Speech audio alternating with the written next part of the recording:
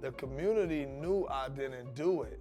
And it was here we go again. See, this is why we don't trust, law enforcement. She fiercely fought wrongful convictions. Her prosecutors hid evidence. Why? Because she wanted to continue winning. Asai Williams. It seems like on the left, everyone is excited for Kamala Harris. I don't know where this excitement came from, because I am one person who remembered 4 years ago where everyone was trashing Kamala Harris, specifically for her record as a prosecutor.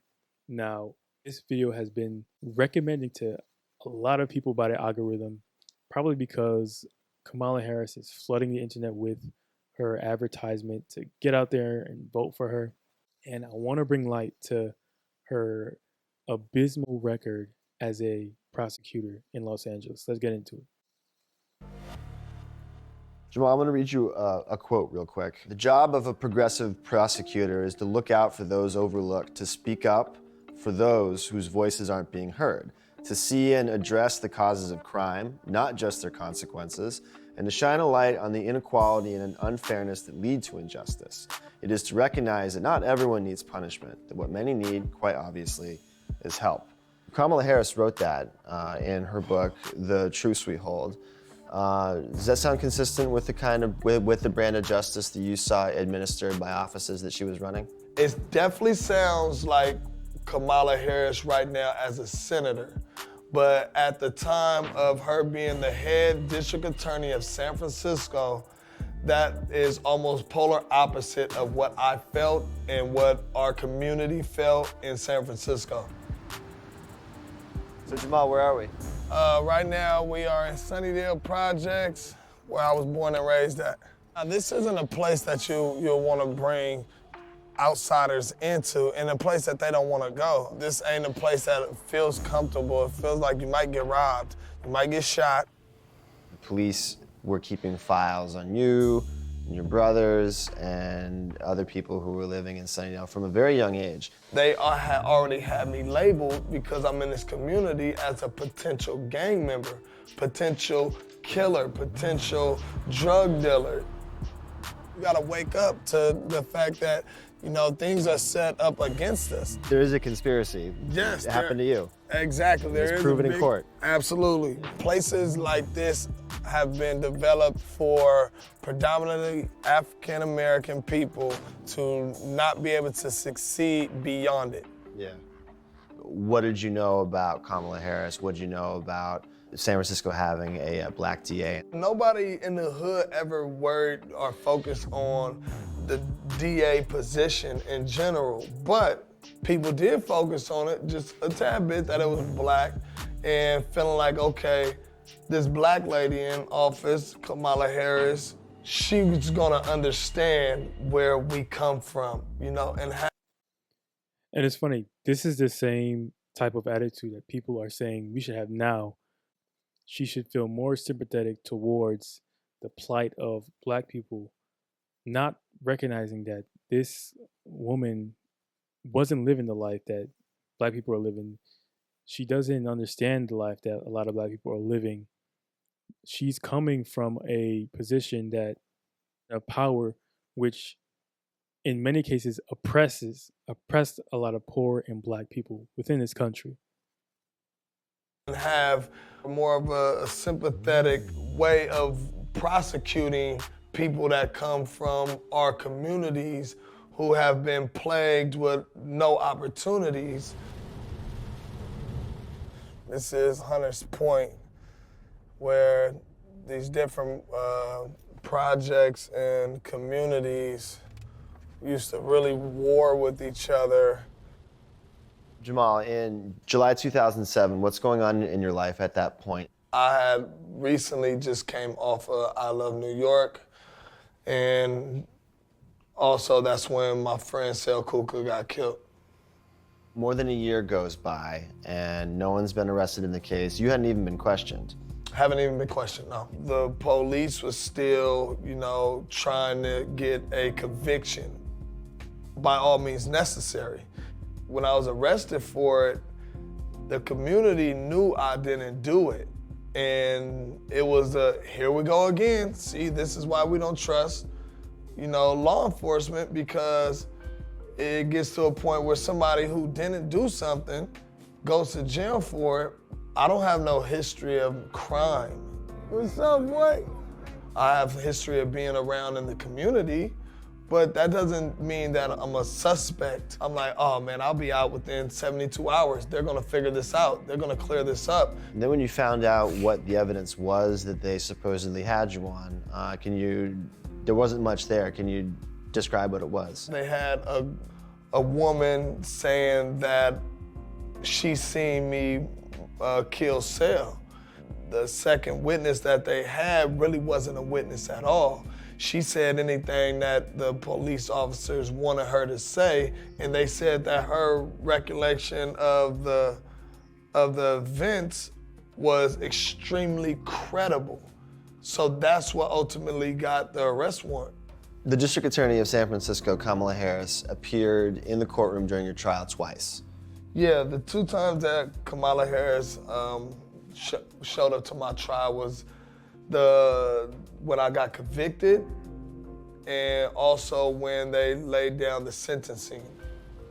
When you saw her on the day that the verdict was handed down, did you take that as a bad sign? It felt to me that she was well aware about my case, and she was there to set her presence, almost take pride in getting a conviction.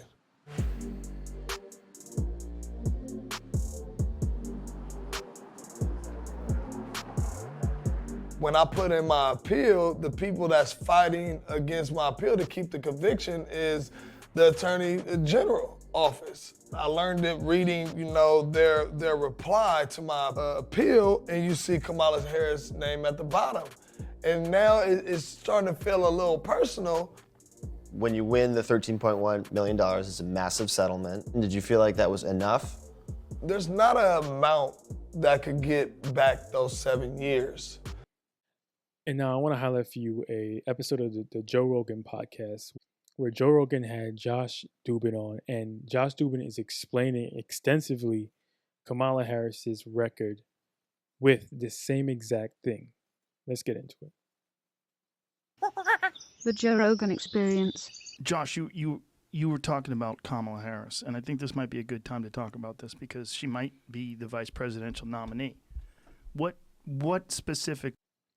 So this episode was from 4 years ago. So again, 4 years ago, this was all being discussed because this is what her record was. This is the reason why a lot of people didn't vote for her, because of her record as such a corrupt prosecutor. Innocent or someone who was wrongfully convicted. She might be the vice presidential nominee. What specifically did she do where there was someone who was innocent or someone who was wrongfully convicted? Let me give a caveat. Okay. Caveat is that I know I'll catch it from some people that say you have to do everything you can to make sure that Trump is not elected. And I will say that even she's an improvement as vice president if he does pick her. Anything's an improvement in my mind. So with that caveat, it would take this podcast and 4 more to go through. She fiercely fought wrongful convictions and was shamed by judges when she was district attorney in San Francisco. What was the case? The Gage case? George Gage. The George Gage case, where her prosecutors hid evidence and they tried to protect. Once she knew that there was evidence that was withheld from defense attorneys, once she should have known, in my opinion, that people were innocent, she tried to protect those convictions. Why? Because she wanted to continue winning. She blocked DNA. She went to great lengths to try to block access to DNA for people that were accused of or convicted of felonies. Think about it. We're talking about a $12 DNA test to see if the biological material from a crime that has been preserved is actually the defendant's, right? She blocked access to that. I mean, the list. How do you block access to something like that? That seems like that should be a right. Yeah, it seems like it should be a right, but in a lot of states, there's legislation that says you cannot get access to it, and the rationale behind it is that it'll open up a floodgate of criminal defendants asking for the biological evidence in their case to be tested. I mean, That's the last thing we would want is Yeah. more innocent people being freed. So what was her just? And it's so corrupted. Someone should be able to ask for proof, for evidence, if you're gonna send them to prison for the rest of their lives. That should just be the bare minimum. But in Kamala Harris's cases, she would block that. She would make sure that that evidence wouldn't be able to get out, forcing innocent people to be in prison for years. Justification for this? You know, when she's asked for her justification of it, it's always been on a debate stage, and she'll always default to, I stand by my record as a prosecutor, and she's never had an explanation that I have ever seen. I don't know, Jason. Jason and I were talking about this before we came on today, because there was a New York Times piece by, her name's escaping me. Lara Bazelon, which if any of your listeners want to listen to it, she goes into, exhaustive detail about specific cases and things that Kamala Harris did. And, the sad part about it, yeah, that's it right there. New York Times, Kamala Harris was not a progressive prosecutor. Yeah, she was often on the wrong side of history. What is that? The marijuana one that you just highlighted? She stood by criminalizing marijuana in this state.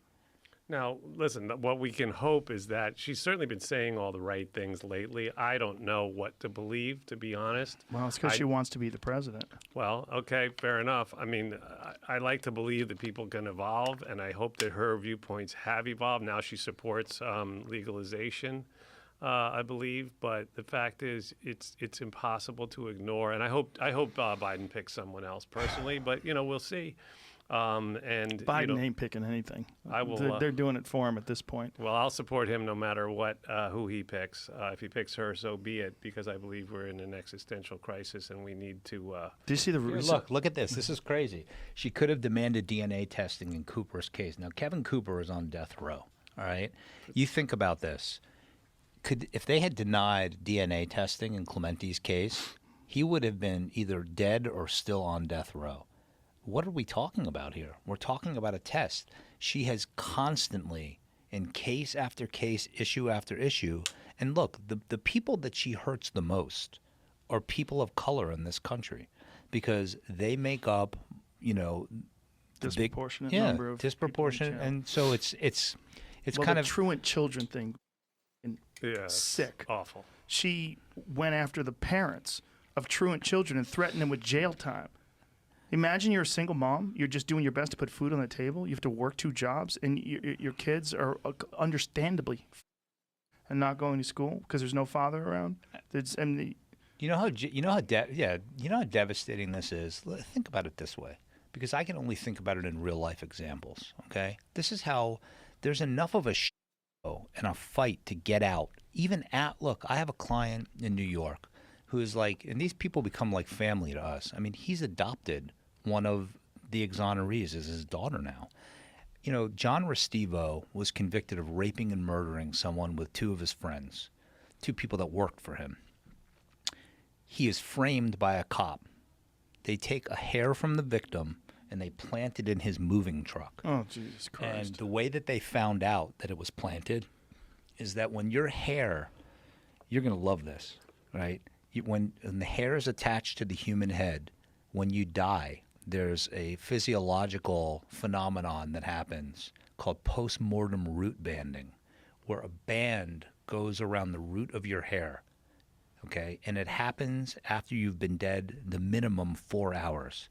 Prosecution's theory is that he picks up this girl, 16-year-old girl, walking home from the roller skating rink with his 2 buddies, throws her in a van. They rape her, kill her, and dump her near a cemetery, and it all happens in 45 minutes.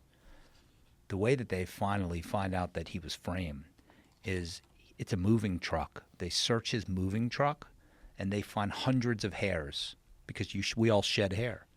They find 1 hair from the victim, and it's pristine. It's the only pristine hair in the truck. No kinks on it, no dirt, no debris, and there's a post-mortem root band around it, oh, God. which means They had to have taken it from the autopsy After 4 hours. after 4 hours. Man, thank God for the level of detail we have within investigation, the ability that we have to discover something like that, something so tiny, something that years ago would have been overlooked. It's amazing. 4 hours, and we ended up finding out that the cop had access to the envelopes where the autopsy was. In any event, John Restivo, back to the DNA, the perpetrator ejaculated, and they had a lot of semen, a lot of biological material, DNA. He fought for years to get access to the DNA. Finally gets access to it. They test the DNA, and he's excluded, and his 2 co-defendants are excluded. All right? What the prosecutor does is they say, okay, well, there must have been a 4th perpetrator. Oh, So they Jesus start Christ. testing, and this is a process that took years. They start 5 years. They start testing every single known male associate of John Restivo, Dennis Halstead, and John Kogut, and they can't. And it's only after that he gets out. He spent 18 years for a rape and murder he didn't commit. He's, I love him. He's like a brother to me now, but he's destroyed. You don't come back from What this. happens to someone like that? Do they have any recourse? Is there anything Yeah, that they can well, do? there's a happy ending in that regard in John's story. I was one of the lawyers that represented him in his civil rights trial. He was awarded $18 million, $1 million for every year that he was incarcerated. And to show you like what the lasting psychological damage. So we got to go to a civil jury for civil rights violations against Nassau County, which indemnified this cop that framed him. And he got some closure that way, to the extent that you can get any closure. And we were outside waiting for the verdict, outside of the courthouse, and he's smoking a cigarette. And he put out the cigarette and he took a plastic bag out of his pocket, grabbed the butt and put it in the plastic bag and sealed it and put it in his pocket. I said, John, what the f are you doing? He said, you think I'm going to let someone take my DNA and frame me again? And I get, that's how bad it is. So think about that in the context of Kamala Harris. To block access to DNA, once you get DNA, you're still sometimes in a crazy uphill battle because there's prosecutors, in my opinion, just like Kamala Harris, That want to win. that want to win and want to protect that conviction. And that just goes to show you how prosecutors like her absolutely destroy lives of innocent people. Evidence is important. Getting to evidence is important. Not just simply worrying about your record of winning, of convicting. And imagine 18 years of your life, losing 18 years of your life. And they gave him $18 million, but that doesn't add up. That's not enough. 18 years of your life is gone because a prosecutor wouldn't let the evidence come out. It's insane. Now, I want you guys to think of this in light of the media pushing Kamala Harris, the media telling us how amazing she is, how we have to vote for her. It's ridiculous, especially from the Christian perspective. I know there's a lot of Christians out there that are on the fence. They don't know what to choose because they have a problem with the morality of Donald Trump, and they have a problem with the morality of Kamala Harris. But I'll say this. In America, we have a binary choice. And when we look at Kamala Harris, we see what side she's on. We see what she stands for. And it isn't for Christians. It isn't for Christian values. So I'll just say that. But let me know what you think. Did you know this? Comment down below what you think. Until next time, God bless.